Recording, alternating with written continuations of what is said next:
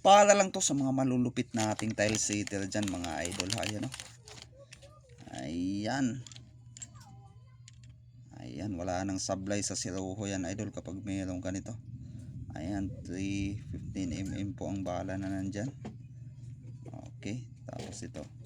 Pipihit mo lang naman to para mababali mo siya dito nilagay yung tiles.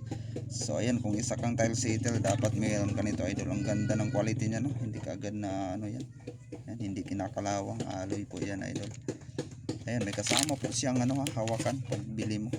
Ayan, may kasama na po siyang handle, ilalagay nyo po dyan. Ayan, tapos may kasama na rin siyang bala at saka itong dalawang palis na no.